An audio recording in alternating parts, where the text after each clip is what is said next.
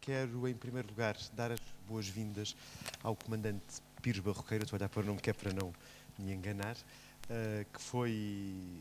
que acedeu a uma provocação e a um convite do Nuno da Luz, que nós já conhecemos e que está connosco aqui na escola numa residência artística / professor visitante desde outubro, e portanto quero agradecer-lhe e dar-lhe as boas-vindas à Escola das Artes, dar-vos as boas-vindas também hoje a esta conversa e depois à inauguração da exposição do Nuno da Luz, de que já ouviram falar. Eu não vou fazer uma apresentação muito longa, porque o tema hoje desta conversa é precisamente não só o trabalho que é desenvolvido pelo comandante Pires Barroqueiro no Instituto Hidrográfico, mas também a maneira como o Nuno da Luz, para desenvolver este projeto que hoje tem uma apresentação na nossa galeria, a maneira como eles colaboraram e como os dados aparentemente contrários e não artísticos produzidos pelos cientistas se podem transformar numa experiência sensível, emocional, espacial, sonora, etc. Como o Nuno não é a primeira vez que está connosco, já sabemos que o Nuno é artista, nasceu em Lisboa em 1984, tem, para além da sua função ou do seu trabalho como artista, tem desenvolvido um trabalho muito importante e relevante na área do design, da paginação, do desenvolvimento de publicações, era isso que obrigado, que dá o nome de Atlas, com 2 outros artistas. E o trabalho dele artístico baseia-se fundamentalmente, como nós vimos numa primeira aula que eu tive o gosto de dar com o Nuno em outubro, creio eu, o trabalho dele é muito ligado às questões do som e da espacialização do som e da experimentação sonora, da qual temas estes aos quais ele voltará hoje. Relativamente ao comandante Pires Barroqueiro, nasceu em Lisboa a 15 de janeiro de 1980, ingressou na Escola Naval e em 2003 concluiu a licenciatura em Ciências Militares Navais, ramo de Marinha, com estágio de embarque no Patrulha Save e na Fragata Corte Real. Após a promoção à Guarda-Marinha, prestou serviço na Fragata Corte Real como oficial de quarta à Ponta Oficial de Relações Públicas, onde cumpriu missões operacionais de treino e de âmbito diplomático. Treinou no Flag Officer Sea Training da Marinha Real Britânica em 2004, integrou o Standing NATO Maritime Group 1 em 2005, com patrulha no Mediterrâneo Oriental no âmbito da Operação Active Endeavour, e participou na visita oficial de Sua Excelência o Primeiro-Ministro a Angola em 2006. Assumiu o cargo de imediato no navio hidrográfico Dom Carlos I, de setembro de 2006 a setembro de 2007, onde cumpriu, entre outras missões, no âmbito do projeto de extensão da Plataforma Continental de Portugal e na Corvela Afonso Cerqueira, de setembro de 2007 a setembro de 2009, onde cumpriu missões no mar territorial e ZEE nacional, que eu não sei o que é, Zona Económica Exclusiva. Participou no transporte logístico material entre a fragata Bartolomeu Dias, por ocasião do seu aumento ao efetivo dos navios da Armada em Den Helder, Holanda, em janeiro de 2009.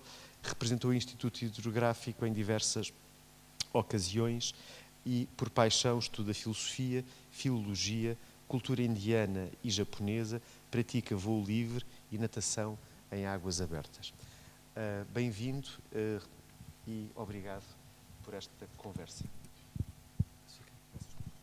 Obrigado, Nuno.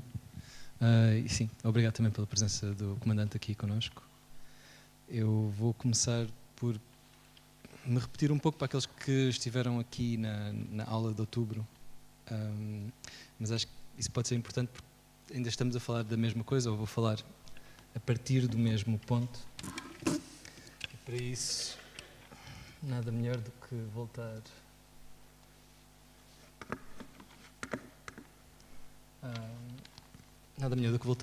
a Atenas. Vamos escutar um trecho e depois vou falar sobre isso.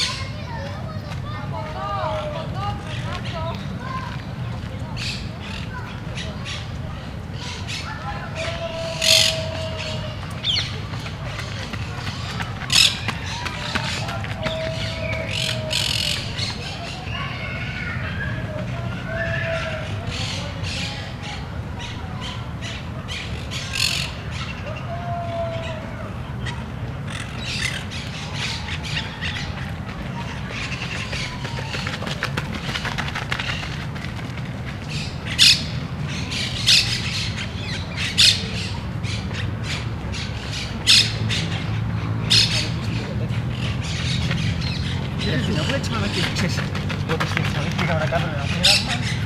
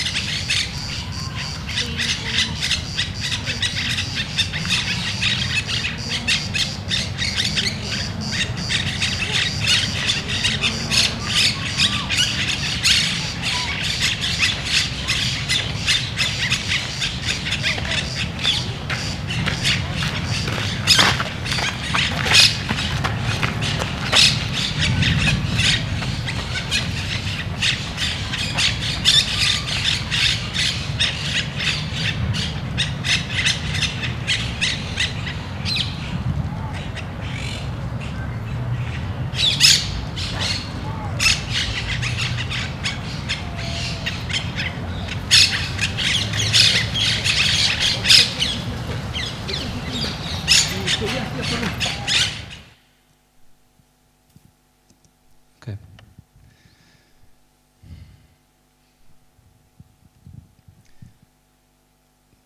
Talvez alguns se lembrem, porque já referi esta e escutámos esta mesma gravação há uns meses atrás. Foi feita no Jardim Nacional de Atenas, não muito longe da Praça Sintagma, a fim do verão. Para além do ruído de fundo do trânsito e de, provavelmente escutaram bastante bem, as passadas de joggers no parque, talvez o ruído mais forte, aquilo que é realmente mais intenso na gravação, de pássaros, certo? Bastante insistente. Estamos a falar de uma família grande, mas neste caso tratam-se de periquitos monges, que são originários da América do Sul. Eles encontram-se um pouco por toda a Europa, porque foram trazidos em cativeiro, conseguiram por diversas maneiras soltar ou até foram soltos. Há vários casos de pessoas que os tinham trazido e depois soltaram posteriormente. Isso aconteceu em Portugal, por exemplo. Os mesmos periquitos também habitam aqui muito perto, no Passeio Alegre, por exemplo, no Parque da Cidade. Mas isto é claramente uma espécie exótica, mas de certa maneira que conseguiu, não é, criar o seu próprio habitat em lugares para os quais não estava à partida, não é? Tipo, habituada para o fazer ou constituir, não é? Tipo, várias gerações, portanto, estamos a falar de uma espécie de quase de naturalização.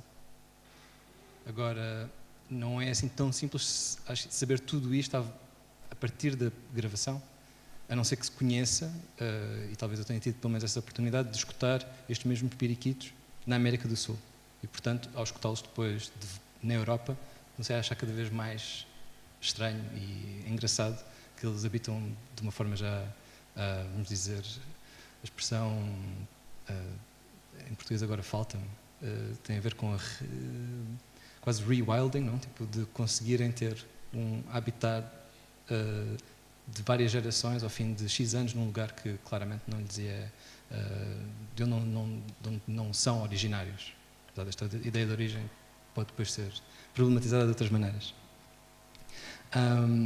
Mas isto era para tentar chegar a uma certa posição enquanto, vamos dizer, ouvintes, enquanto posição de observador, mas neste caso não observando apenas visualmente, mas sabendo, neste caso, tentar ler via outro tipo de pistas, aquilo que realmente pode prefazer ou faz parte dos lugares que habitamos, dos lugares onde vivemos, onde os ativamos, ou a forma como os podemos ativar, sabendo, no fundo, ler certas pistas que já lá estão. E o trabalho que tenho vindo a tentar fazer à volta do som trata principalmente disso mesmo. É quase uma espécie de outra forma de visão.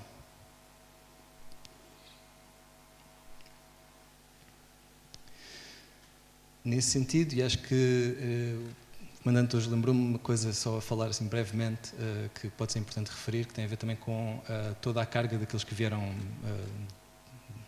de trás, todos aqueles que são basicamente os nossos ancestrais, mesmo que seja em termos de trabalho, e portanto falamos muito mais vezes de influências do que falamos de ancestralidade, mas acho que neste caso é importante essa ideia de ancestralidade.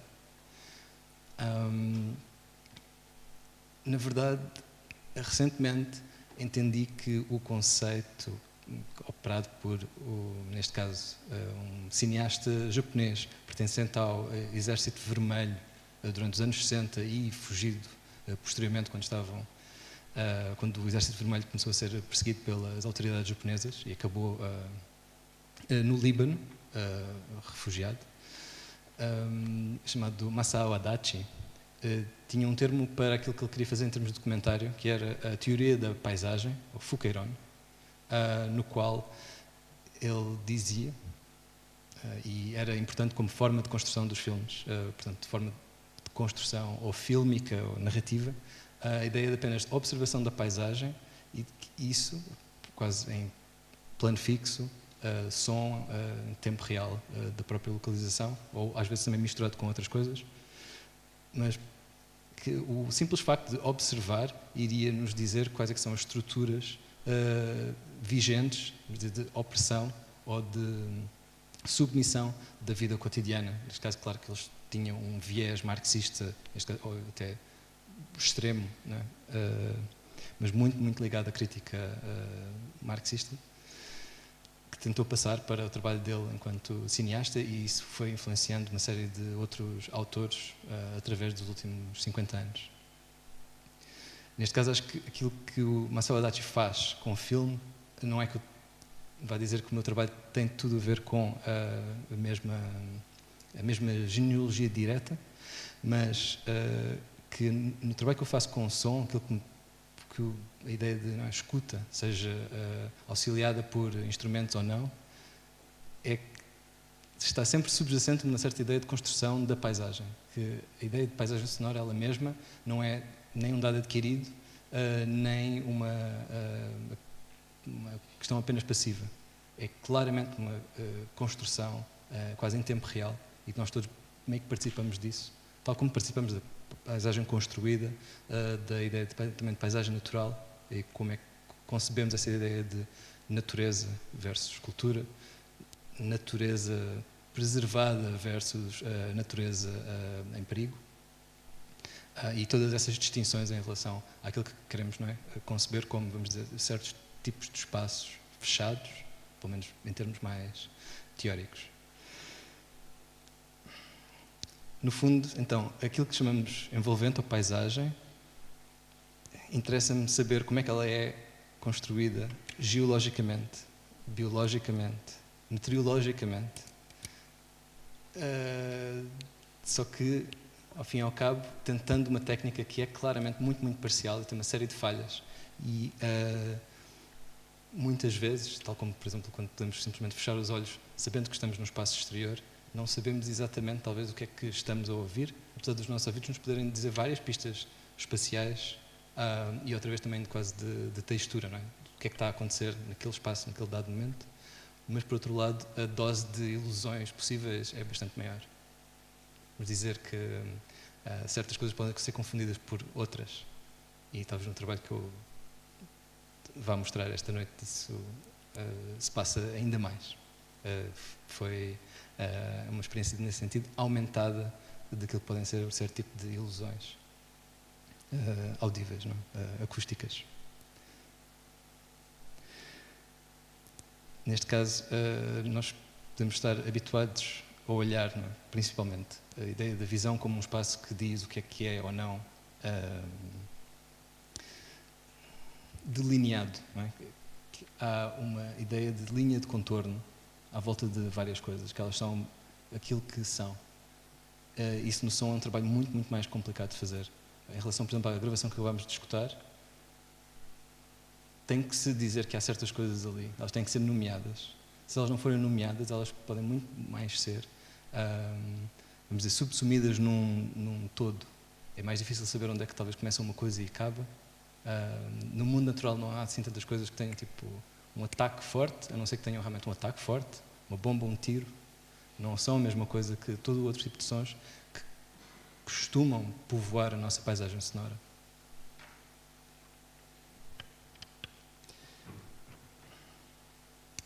Talvez então acho que também quer chegar a uma certa ideia de que há certas coisas que pertencem a esse mesmo espaço sem contorno, que podem ser do mundo visível, podem ser concretas, mas que também podem passar por esse espaço da tal fronteira ténue entre objetos e que há muito mais influências mútuas entre meios, entidades, seres, sejam, vamos dizer, biológicos, geológicos ou até etéreos. Como provavelmente já entenderam, isto tudo também tem a ver com uma certa crítica, a ideia de olhar, seja via som, seja via uma experiência visível, é sempre uma certa forma de olhar criticamente para as coisas e tentar descortinar o que é que podem ser certos tipos de construções subjacentes que nós temos para nós próprios e que não pomos normalmente em causa, seja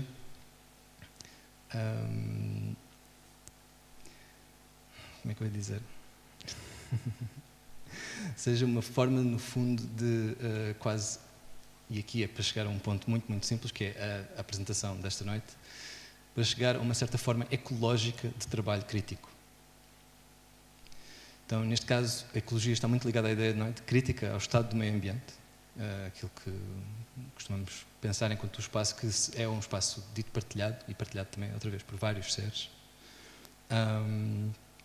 Mas acho que é importante compreender sempre e tentar ir mais fundo no que é que pode ser, talvez, essa ideia de ecologia. Tentar deixar de pensar, talvez, isso acontece tanto, pelo menos, noutro tipo de expressões, em que há uma certa forma de exposé, certo? A ideia de que precisamos de ver e precisamos ser confrontados diretamente com o que está a acontecer e que a imagem nos permite isso.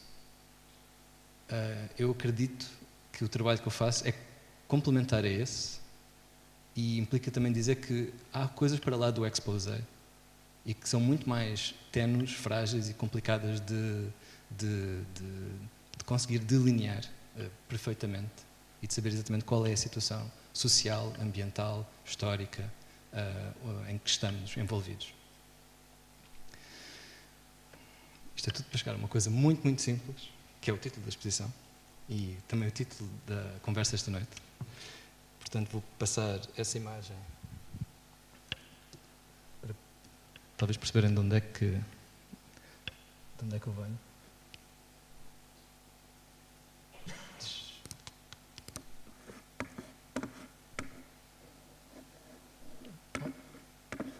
Ok, então, isto é mais fácil assim. o lado talvez amador da coisa toda também não é um grande problema. Então, o mote para todo o trabalho, que no fundo, vamos dizer, já era um mote antes, eu é que não sabia porque não o conhecia, vem por via do Álvaro Lapa, artista, pensador, poeta e professor de muita gente que passou por Belas Artes aqui no Porto. Foi um daqueles casos, né, de que em inglês é mais fácil de chamar, serendipity, portanto, um acaso fortuito. O ano passado visitei a exposição e a minha parceira e colaboradora, que é uma cineasta brasileira que também já esteve aqui a fazer uma apresentação há pouco tempo atrás, a Ana Vaz, alertou-me para este trecho de um texto do Álvaro Lapa, que faz parte de um livro que é o Raso como o Chão, uma coletânea de poemas, desenhos e outros tipos de expressão escrita, não é? Ou expressão inscrita no papel. E isto estava, na verdade, junto ao Bengaleiro, numa parte de documentação da exposição que não estava em conjunto com o resto das obras. E tinha muito facsimiles de outro tipo de expressão do Álvaro Lapa que não, talvez pudessem fazer parte da exposição nas galerias. Neste texto, que o Álvaro Lapa, se não me engano, chama Nota sobre o valor futuro da obra de arte, qualquer coisa parecida com isto, ele acaba o texto com uma citação do poeta americano, ou neste caso uma citação parcial do poeta americano Gary Snyder, muito ligado ao movimento da Deep Ecology e do movimento hippie anos 60, Califórnia. Neste caso, ele refere o termo ecologia, primeiro, em português, referindo-se ao amigo dele, o João Cotileiro, que fala de uma ecologia do trabalho, que o trabalho é uma ecologia, que as relações entre as obras, as relações entre a pessoa e as coisas, é um certo tipo de ecologia. E ele depois diz, ver, não é? Ver o poetry as an ecological survival, mas ele retira parte do original e ainda por cima junta aquilo que me fez completamente mudar, pelo menos, perspectiva em relação a mim próprio, que é um H em ecológico. E, no fundo, confluir, não é? Tipo, e confundir a ideia de uma ecologia com a ideia de ecoar, já que eco em inglês, quando tem H, é echo, e, portanto, tem tudo a ver com coisas que estudamos em relação a som no espaço, seja reverberação, delay, reflexões. Toda a gente também já conhece. Acho que aqui então está a acontecer um pequeno eco, não é? Eu ouço-me com alguns segundos de lag.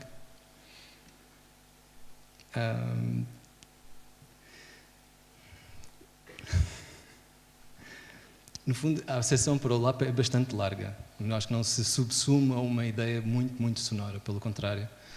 Nem o Gary Snyder, por assim dizer, apesar de o Gary Snyder defende um certo tipo de poesia muito baseada na voz, muito baseada na ideia de que tem que haver vamos dizer, uma reivindicação do espaço da voz contra outros tipos de arte, e é daí que vem este título. Portanto, vamos fechar esta imagem.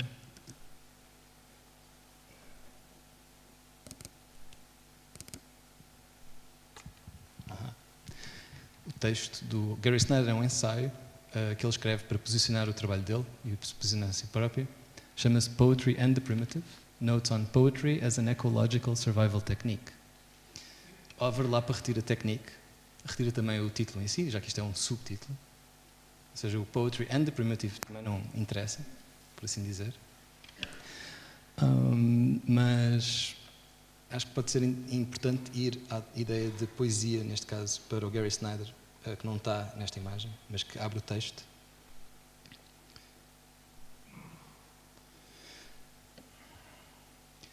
Gary Snyder, em relação à poesia, vou ler em inglês, diz: Poetry as the skilled and inspired use of the voice and language to embody rare and powerful states of mind that are in immediate origin personal to the singer, but at deep levels common to all who listen. Ele acredita numa certa poesia que implica uma certa ideia de comunidade. Ele vai buscar, então, como defesa, esta ideia do primitivo, que aí sim, podíamos ficar aqui talvez a noite toda a falar só sobre essa ideia, portanto nem vou muito aí, mas ele diz que claramente a poesia existe desde o Paleolítico e que é a expressão mais pura desculpem, a repetição, a expressão mais pura de atividade e neste caso de agência humana. Se isso, pronto, não partilho da mesma opinião, se alguém partilha, tudo bem. Acho que também é válido em relação à ideia de onde é que vem um certo tipo de formas que utilizamos, há quanto tempo é que elas existem connosco, como é que as carregamos, e ainda por cima, tipo, o meu trabalho com um meio que é dependente de tecnologia, muitas vezes questiono que outro tipo de trabalho eu faria se a tecnologia fosse outra, não é? Ou se não houvesse essa tecnologia. Em que ponto é que estaríamos? Mas não sei se é assim tão simples achar que existem coisas que estão iguais àquilo que eram há cerca de 50 mil anos atrás, 60 mil anos atrás, se não me engano. Será mais ou menos a época do Paleolítico. Okay. Bom, talvez então para falar disso, para também dar um certo descanso, porque já chegamos ao ponto fulcral, que depois estará na galeria também. Queria só juntar uma outra gravação que fala realmente do nosso aparato tecnológico e, portanto, vou passar à frente.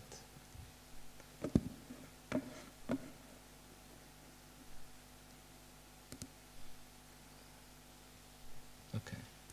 Vou ver se eu consigo depois voltar aqui.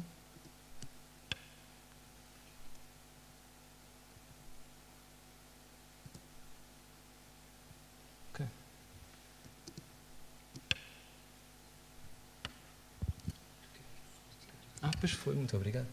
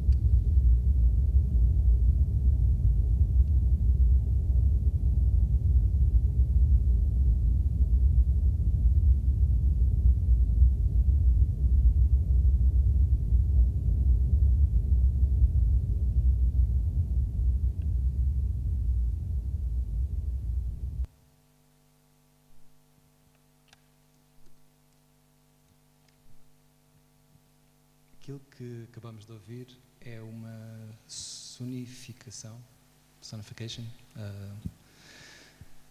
é um trabalho de tentativa de traduzir dados para som, neste caso dados recolhidos por sismógrafos. São as ondas sísmicas, ou foram ondas sísmicas, que acompanharam a erupção do vulcão Eyjafjallajökull, que estava na imagem, na Islândia, que em 2010, não sei se recordam, mas isto foi marcante, pelo menos para mim, e portanto é normal que o trabalho também vá por esses caminhos muito mais, não é, pessoais. Trabalho artístico, neste caso, por assim dizer. O vulcão, quando entrou em erupção, houve uma nuvem de cinzas que parou o espaço aéreo europeu. A maior parte do espaço aéreo europeu, não todo, também não todo ao mesmo tempo e não todo pelo mesmo tempo. Mas houve partes que ficaram fechadas quase 2 semanas. Isso não acontecia desde a Segunda Guerra Mundial. Eu fiquei, apesar de estava em casa, mas fiquei, não é, como é que se diz, retido. Não no aeroporto, estava em casa. As pessoas passaram muito pior, coisas muito mais agressivas, mas também uma certa resistência a esse evento que levou a que de repente houvesse, e soube disto de pessoas que andavam à boleia por entre todos os países que não podiam ter voos, entre uma série de outros tipos de fatores.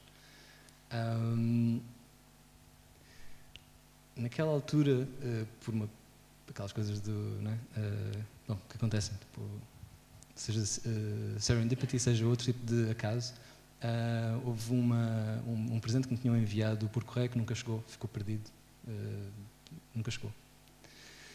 Era uma cassete, esta história realmente é meio funny, era uma cassete da Lena D'Água, do álbum de 1984, Lusitânia, que era muito, muito querida à pessoa que me enviou, e enviou uma única cópia que tinha desde criança. A cópia nunca mais apareceu. Eu achei que, dado que a cassete se tinha perdido, eu deveria ir até à Islândia, gravar o som à volta do vulcão, sendo que isto foi um pouco depois da própria erupção, não é? Tipo, teve que ser depois do momento em que o espaço aéreo estava fechado. Então, isto para tentar gravar som para fazer uma cassete que pudesse substituir aquela que se tinha perdido. E vamos dizer, nesses desencontros, apercebi-me que também me importava e queria muito tentar ter qualquer coisa do tal tempo que ficou ali entre, em que a cassete se perdeu, em que não sei quantas pessoas ficaram retidas nas situações mais estapafúrdias, a viver em aeroportos durante quase 2 semanas, aquelas que não quiseram, não ficaram, mas há uma série de outro tipo de movimentos que tiveram que ser postos em prática para que o business as usual pudesse continuar, dado que tudo aquilo que passa pelo espaço aéreo estava tipo, fora de limites. A foto que temos aí é esse momento da erupção, uma erupção que é longe de uma série dos países que foram afetados por essa nuvem de poeiras vulcânicas. Mas ao mesmo tempo está super ligado, não é? E perdoem talvez a parte mais agora coloquial, é intrinsecamente ligado ao nosso dia-a-dia de alguma maneira. E essa foi a parte que também me fez outro tipo de viragem em relação ao pensamento, seja em termos de escala temporal, ou seja, vamos falar de escala de dimensão física ou dimensão temporal, e a maneira como isso tem tudo resquícios ou maneiras que nós as podemos, outra vez aqui, talvez, a palavra delinear de uma forma que nos é mais próxima, que nos é mais à nossa escala. Então, estas ondas que acabamos de ouvir foram comprimidas, elas estão numa escala tão grande que é impossível serem escutadas em si. Das 2 semanas, acabei por conseguir fazer cerca de 6 horas na altura para chegar ao mínimo da escuta humana, daquilo que nos é perceptível, mas também de outras ondas que não são perceptíveis pelos ouvidos, são apenas fisicamente. Aqui já está um pouco cortado, isso depois é uma outra questão técnica. Há certas frequências que não estavam a passar aqui, mas se estivessem, havia uma vibração física que os nossos ouvidos já não conseguem entender enquanto vibração sonora.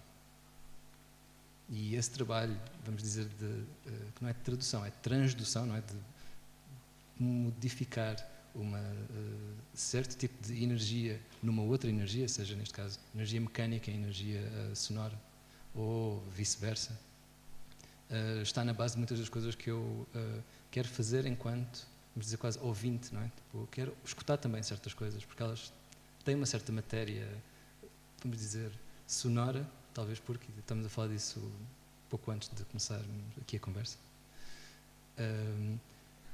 O facto de haver, não é, ondas, isto pode ser uma maneira de o pôr, mas é muito fácil, já que entendo o mínimo sobre ondas sonoras, de entender outras ondas talvez como também potencialmente sonoras. E daí esse trabalho de transdução, que, voltando ao tal problema da dependência da tecnologia, há uma certa dependência, mas também pode haver todo este outro lado que permite abrir espaço a novos tipos de entendimento e novos tipos de escala, em que podemos talvez subsumir, não é? 2 semanas de atividade sísmica numa coisa que nós podemos ouvir em poucos minutos aqui.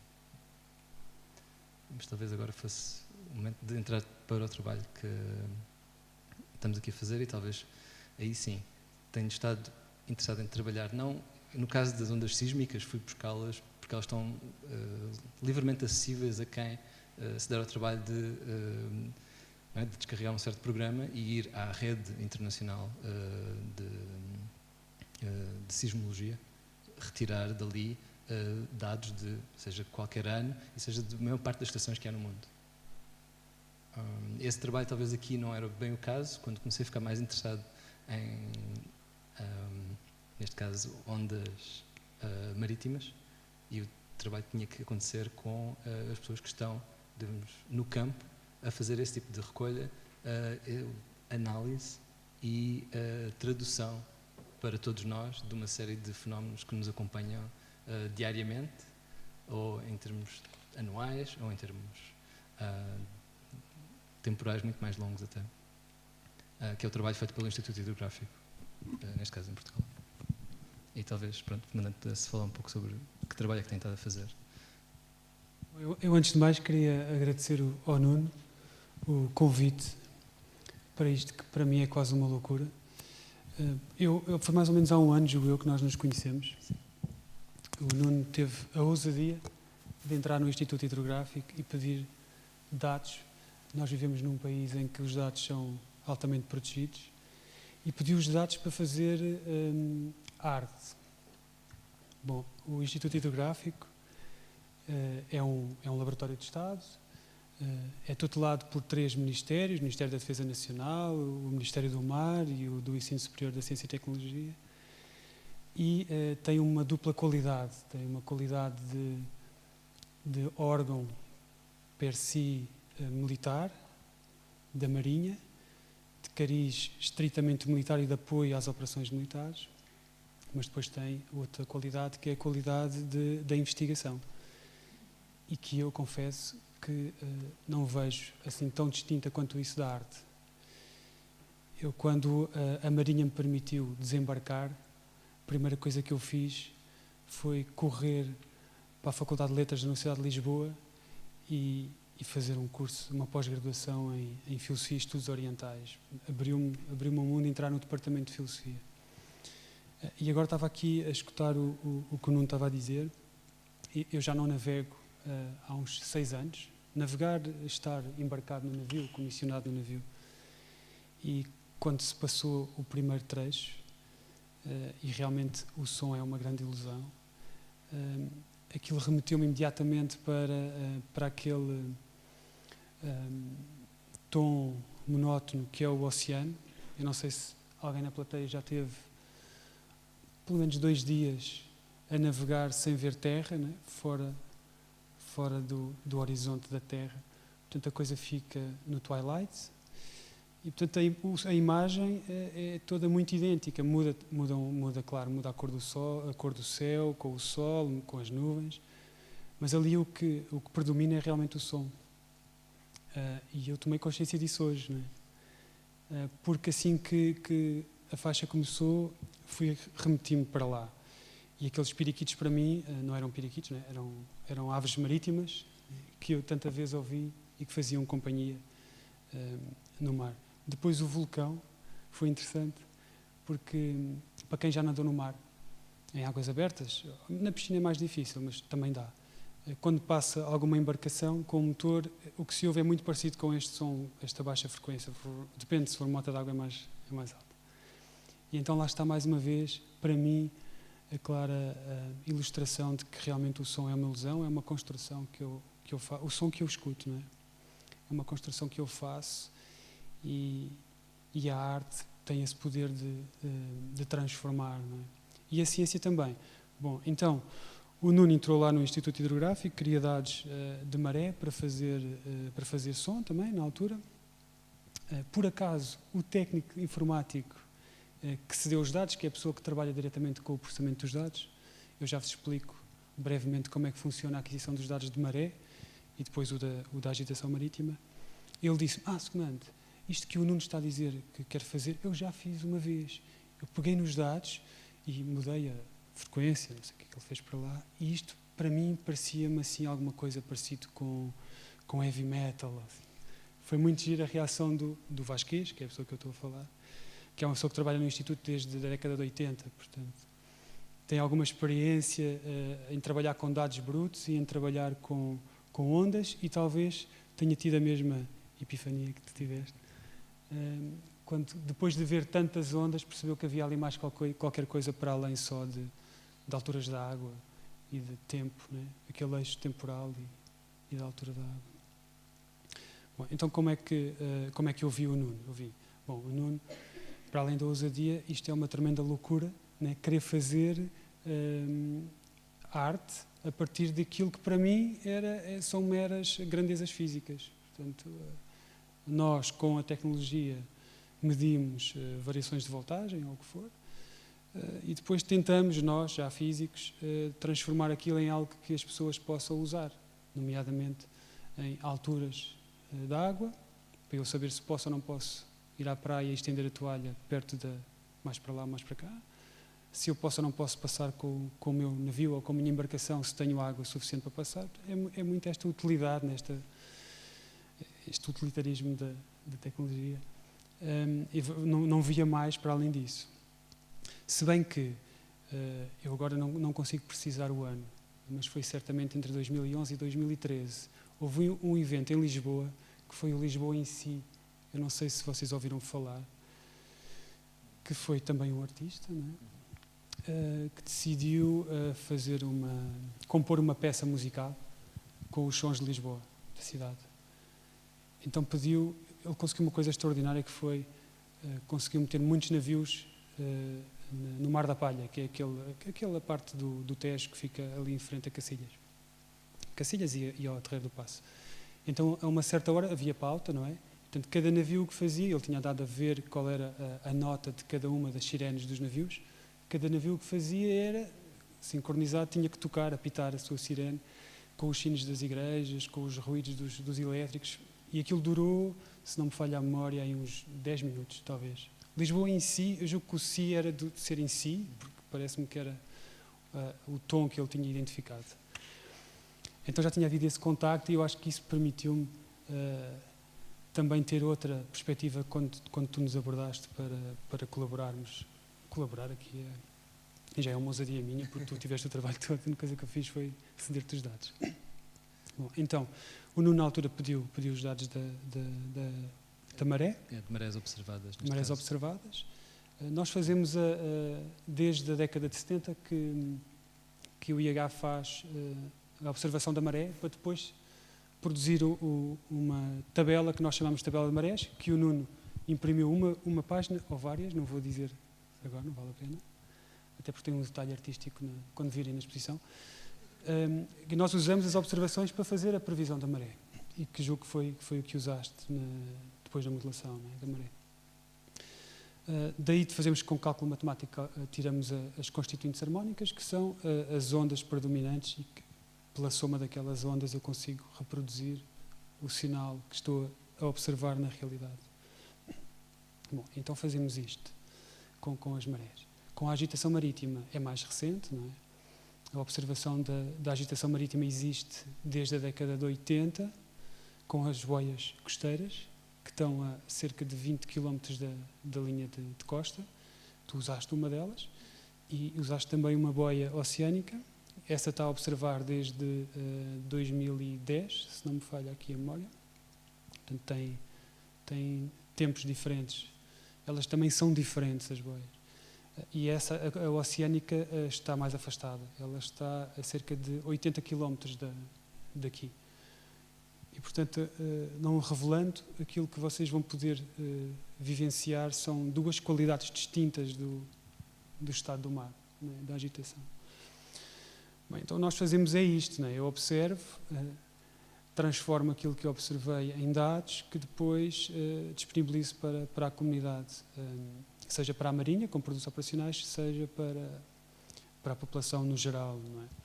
Acima de tudo preocupados com a segurança das pessoas, não é? Essa é a nossa grande preocupação. E depois eu vejo, e o tema, né, é a sobrevivência ecológica, nós também tentamos sobreviver, né? Então no mar os navios são um ecossistema, né? Nós não temos ninguém para nos apoiar, não é? Estamos ali, é uma aldeia que está a navegar, não é? E temos que sobreviver ecologicamente, não é? Ecologicamente e ecologicamente, não é? Das duas formas. Antes de, só para interromper, mas muito brevemente, é também talvez essa ideia do navegar que se apoia muito em todo tipo de sistemas, de certa maneira também quase de repercussão, não é? Sonora ou de ecolocalização, para saber onde é que podem estar uma série de outros pontos, não? Via sonar ou via outro tipo de radares, que no fundo são também... Os submarinos, sim, quase exclusivamente com som. Sim. Os navios de superfície com onda eletromagnética, né? O radar não é propriamente uma onda sonora que é emitida, mas não deixam de ser ondas. Eu tirei aqui umas notas enquanto falavas e só para não me esquecer, queria deixar esta ideia que é o trabalho do Nuno remete-me muito para um silêncio da escuta, né? Tens muito essa ideia de estar ouvinte. E realmente os japoneses têm muito também esta ideia do vazio, o vazio para eles, o vazio nas peças de teatro. Há um espaço ali que é preenchido pelo vazio, como que o espaço a ligar, né, o que está a acontecer, e o som a ligar aquilo que está a acontecer.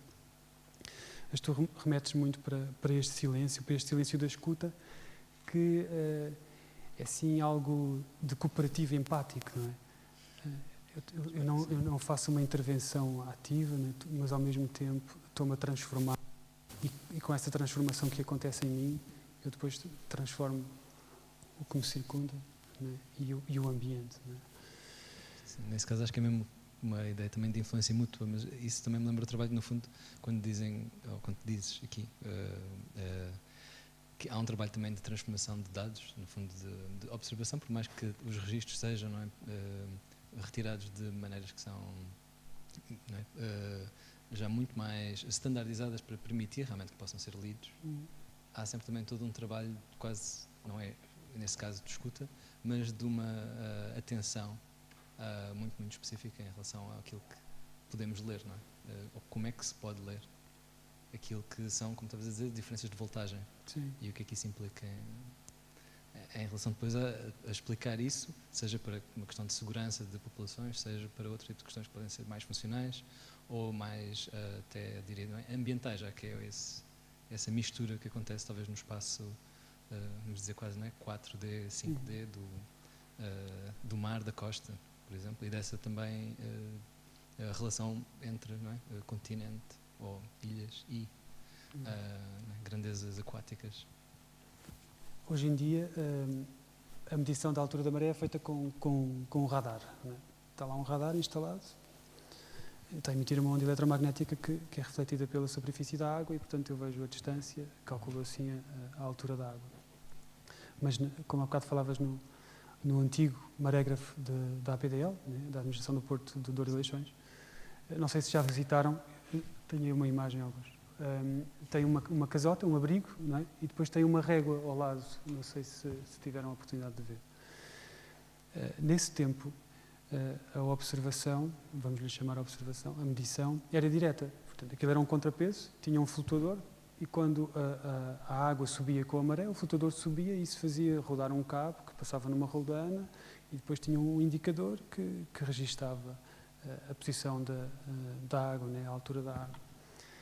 E isso era desenhado pela máquina. E depois o Vasquez, que é o tal técnico informático que eu falei há bocado, que ele ainda é do tempo dos maregramas, é isto que eu estou a falar agora, o que fazia era... Aquilo tinha imenso ruído, não é? Imaginem o que cada vez que oscilava o flutuador, oscilava também o traço, não é?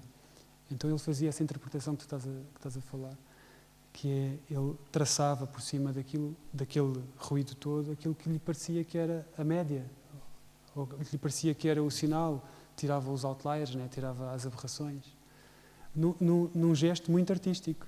Na meteorologia também, as cartas meteorológicas de início eram verdadeiras artes, não é? Peças de arte eram desenhadas.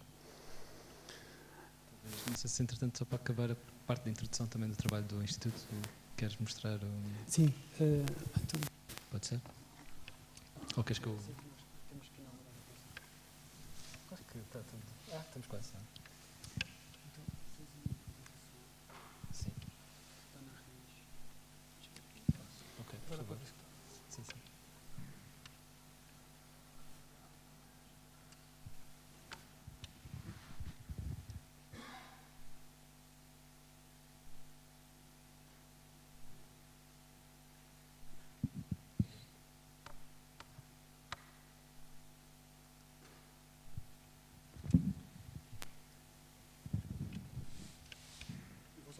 Vou só passar aqui algumas das imagens.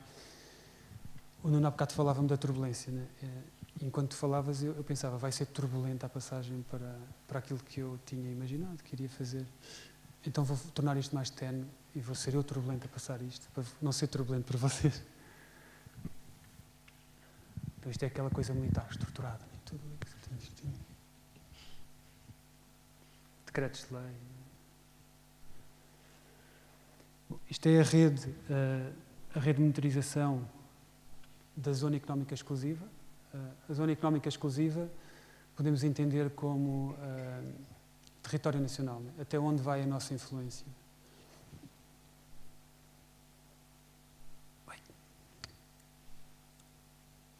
Isto era suposto ter uma animação, mas tudo bem.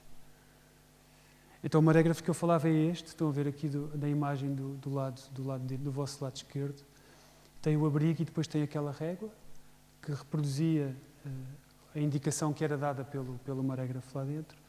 E cá embaixo o que vê do lado, no canto inferior esquerdo, o que tem ali é um gráfico dessa oscilação, né? Da oscilação da maré. Que depois nós pegamos naquela informação e transformamos naquilo que está ali do lado direito, que são previsões, e ali só já está o quê? Só já estão os extremos, né? Está a baixa-mar e está a praia-mar. Enquanto que aqui tem a observação, vamos dizer que está ali representado de 6 em 6 minutos, lá em cima só tem o pico.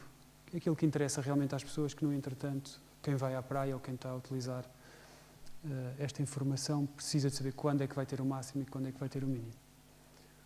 Para o caso do Nuno, nós disponibilizámos outro tipo de informação, não é?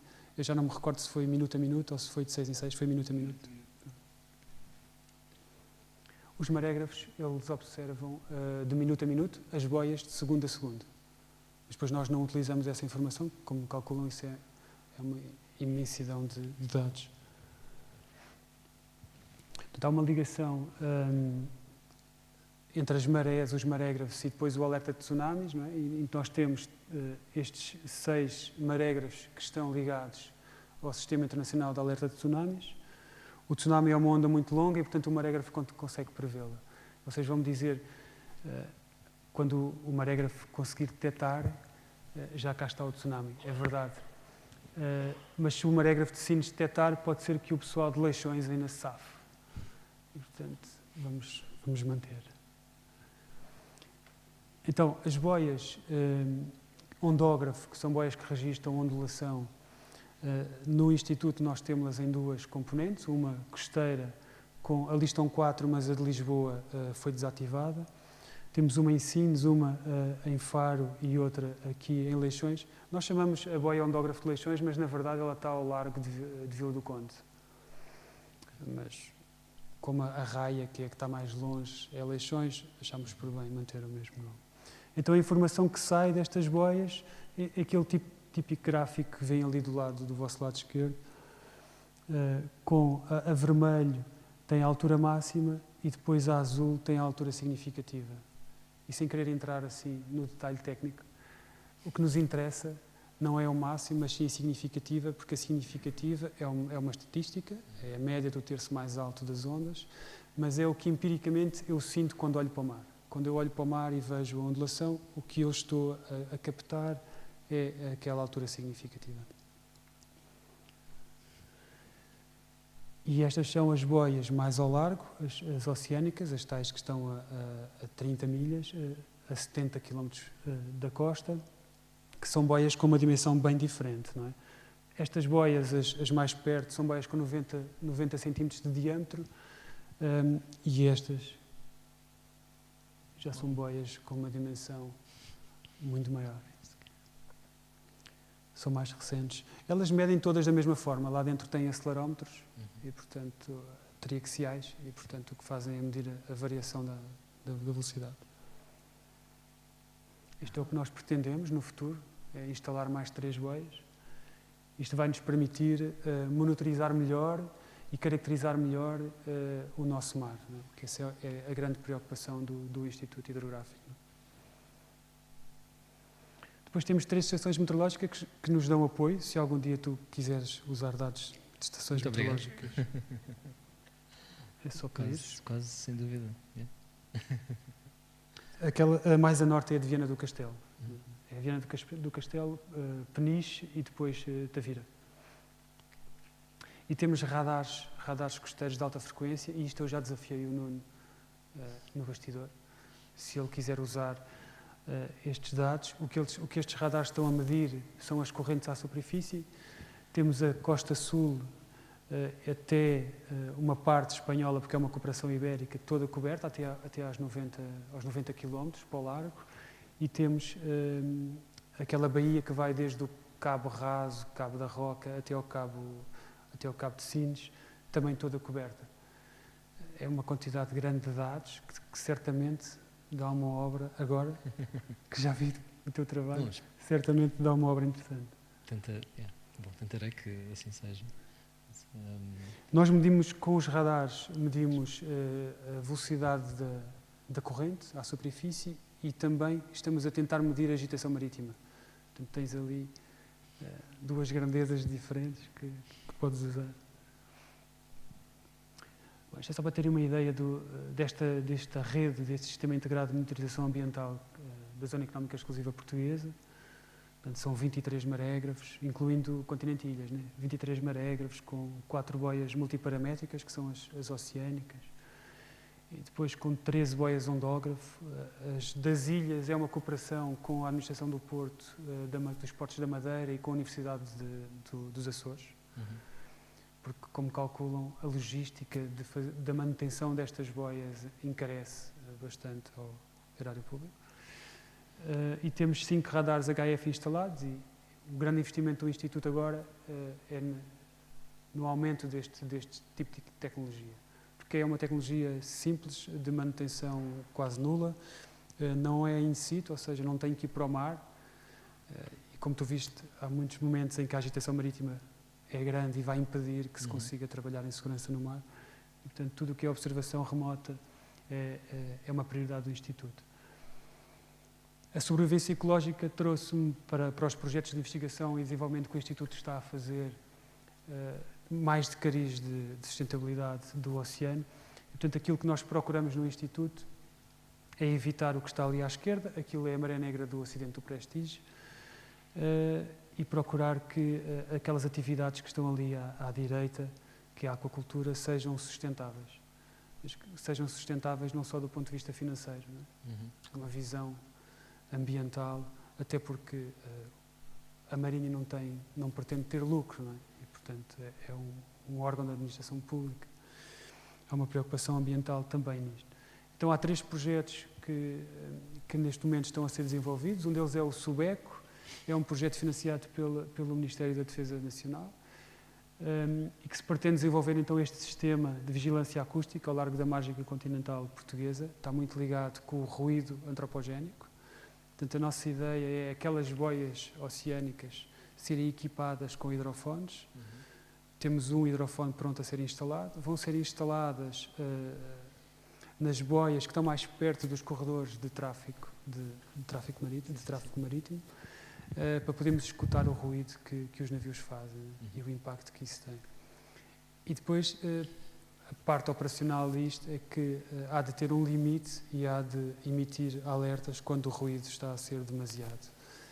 A acústica submarina é um mundo muito profundo e dentro do Instituto é uma área do conhecimento que tem havido ao longo do tempo algum investimento. É também, eu sei que já estás a ficar entusiasmado com a ideia dos dados, é também provavelmente a qualidade de dados mais discreta, para não dizer secreta, porque tem muito a ver com a atividade dos submarinos, por exemplo, com a atividade de segurança do Estado por si. Né? Isto não significa que não... Bom, podemos falar sobre isso depois. Pois o MAR-RISC é outro projeto que está em execução também. A ideia é promover o crescimento inteligente e sustentável das zonas litorais da Galiza e do norte de Portugal. Isto já é um financiamento europeu. E a ideia aqui era avaliar as alterações climáticas, avaliar o impacto que as alterações climáticas têm, os eventos extremos, as inundações, que têm na economia. Sim. Está muito focado ainda na economia, mas que tem na economia das populações que vivem do mar, dos estados que vivem do mar. Okay. E depois o Aquasad, que é um projeto, viram até agora, são projetos essencialmente para fora, né, do oceano. O IH não está muito vocacionado para atividades estuarinas. A nossa fronteira é a Foz do Douro, daí para fora é nosso, daí para dentro é das administrações portuárias. Mas o Aquasad é um projeto que pretende promover a aquacultura sustentável no estuário do Sado. E então aquilo que é feito é por caracterização ambiental, procura-se perceber se aquele elemento natural que lá existe, que são as microalgas estuarinas, se elas podem de alguma forma ser usadas para a produção da ostra portuguesa, por exemplo. E há sempre aqui o foco de haver sustentabilidade naquilo que é feito e de não causar dano quando nós estamos a agir no mar. A Unesco, eu tirei isto do site da Unesco, a Unesco acredita que a educação é fundamental para esta criação de uma mentalidade que seja mais amigável do ambiente, né? Em que as decisões não sejam tomadas e que as decisões sejam tomadas com base em desenvolvimento sustentável, de longo prazo, e não em ganhos financeiros de curto prazo. Né? E eu arriscava aqui a dizer que eu acredito que a arte é fundamental para fazer isto, pela capacidade que a arte tem de transformar o indivíduo e depois de transformar o coletivo.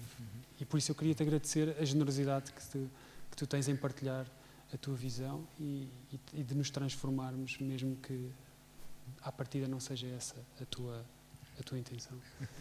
Eu ia aproveitar para mostrar o filme, porque lá no Instituto também temos artistas, e portanto temos um filme de 5 minutos de divulgação da atividade do Instituto, e eu não podia perder a oportunidade de projetá-lo num ecrã de cinema, que eu julgo que é a primeira vez que isto acontece na história deste filme. Por favor.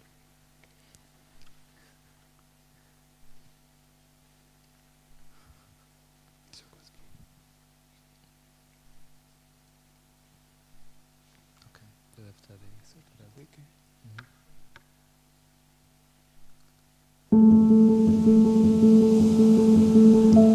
O mar, um manto azul profundo e extenso, que cobre mais de 2/3 da superfície da Terra, o planeta azul. Que segredos reserva o mar? O que aprender sobre ele?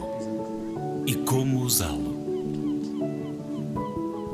Desde o início dos tempos, estas perguntas foram colocadas por quem viu no mar mais do que um corpo de água salgada. Viram que o mar era e seria parte fundamental da identidade de uma nação, Portugal. O órgão da Marinha e laboratório do Estado dedicado à investigação no mar é o Instituto Hidrográfico, localizado no Convento das Trinas e na base hidrográfica da Azinheira, no Seixal. O Instituto Hidrográfico é uma instituição de referência para o estudo do mar. Estuda as massas da água e o fundo do mar com o objetivo de contribuir para a segurança da navegação, apoiar as operações navais e marítimas e colaborar na proteção do ambiente marinho. No âmbito da segurança da navegação, coordena a rede de avisos à navegação e aos navegantes. Desenvolve uma intensa atividade na área de análise de risco e das alterações às configurações das vias navegáveis. Garante a certificação de equipamentos de navegação, a produção das publicações náuticas e a realização de peritagens em caso de acidentes e incidentes no meio marítimo. Conhecer o mar implica conhecer a sua profundidade, morfologia, a matéria que constitui os fundos marinhos e os vários perigos que colocam em risco os navegantes. Para isso, as brigadas hidrográficas realizam levantamentos com recurso a tecnologia de elevada exatidão. Antever o comportamento do mar é um dos grandes objetivos do Instituto Hidrográfico. Para isso, recolhe permanentemente dados dos navios da Marinha e da sua extensa rede de monitorização. Os dados são tratados por modelos matemáticos complexos que permitem gerar produtos de previsão meteorooceanográfica de elevado rigor. Todo este conhecimento é utilizado no Centro Meteorológico e Oceanográfico Naval, o CEMETOC, que dá apoio às missões da Marinha e da Autoridade Marítima Nacional. O Instituto Hidrográfico detém conhecimentos únicos sobre os sedimentos do fundo do mar, o que permite a construção de cartas sedimentológicas e as cartas de apoio às pescas. No domínio da química e da poluição do meio marinho, são realizados estudos destinados a ampliar o conhecimento, prestando um contributo fundamental na preservação do ambiente e na defesa do meio marinho. Na hidrografia, na oceanografia, na navegação, na geologia marinha e na química e poluição marinha, o Instituto é detentor da maior base de dados nacional georreferenciada sobre o mar.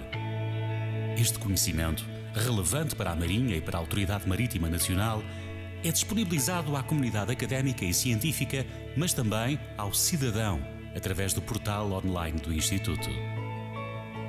Na loja do navegante, no seu espaço físico ou online, podem ser encontrados vários produtos cartográficos e publicações náuticas oficiais. O Instituto Hidrográfico é um museu vivo, onde os instrumentos e técnicas do passado se fundem com a evolução e o progresso para antever o amanhã. A aposta no futuro é clara. A Escola de Hidrografia e Oceanografia é uma das pedras basilares do Instituto. Com cursos reconhecidos internacionalmente, é única no país e das poucas a nível mundial. Queremos conhecer o mar, num compromisso claro com a investigação e desenvolvimento, o serviço público e a defesa nacional. Na Marinha, o Instituto Hidrográfico cumpre a missão: conhecer o mar, para que todos o possam usar.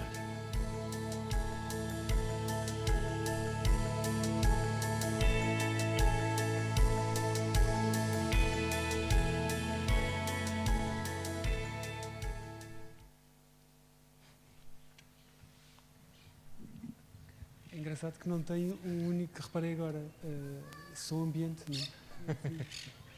Acho que é normal. Voltamos. Mas pronto, agora temos. Dito natural, não é? Mas acho que talvez não precisamos de voltar a Atenas desta vez.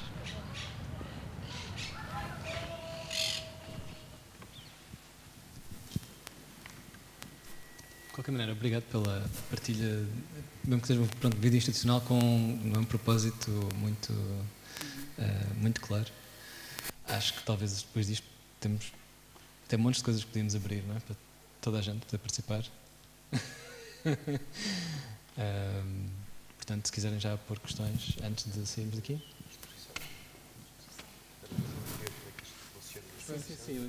Dizer só Umas cervejas. Bora então. Obrigado. Obrigada. Muito obrigado por terem ficado. Obrigado. Obrigado também.